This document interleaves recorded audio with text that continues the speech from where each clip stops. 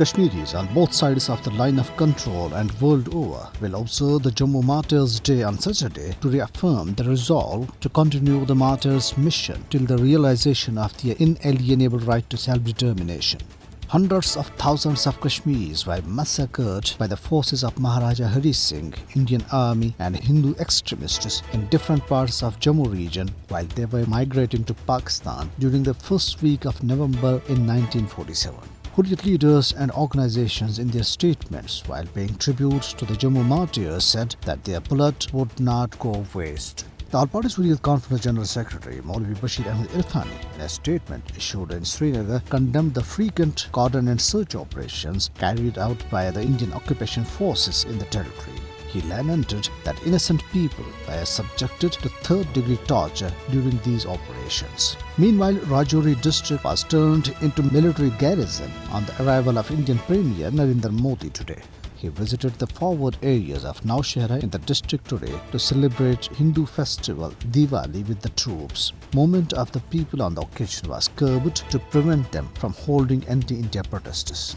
On the other hand, Indian troops continued violent cordon and search operations in different areas of Shopian, Baramulla, Pulwama, Rajouri and Poonch districts. Deployment of 50 more Indian paramilitary companies in the occupied territory continued to draw flag from across the political aisle in the territory. Jammu and Kashmir Democratic Freedom Party and Jammu and Kashmir National Front in their statements issued in Srinagar said that massive concentration of Indian troops had been the main reason behind the continued bloodshed in the occupied territory. They termed the deployment of more Indian troops as yet another attempt by the Modi-led apartheid regime to suppress Kashmiri's legitimate struggle for right to self-determination. Jammu and Kashmir National Conference Additional General Secretary Dr. Sheikh Mustafa Kamal, addressing party workers in Srinagar, said the deployment of extra Indian forces belies Modi government's normalcy claim in the occupied territory.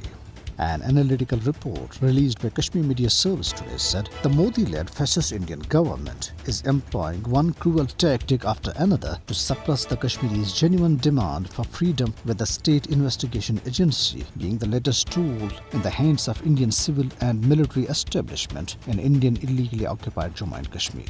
A Kashmiri youth delegate, Muzdalifa Ahmed, in an informal debate on the United Nations Secretary General's report titled Our Common Agenda in United Nations General Assembly's Third Committee in New York, urged the United Nations to hold India accountable for human rights abuses in occupied Jammu and Kashmir.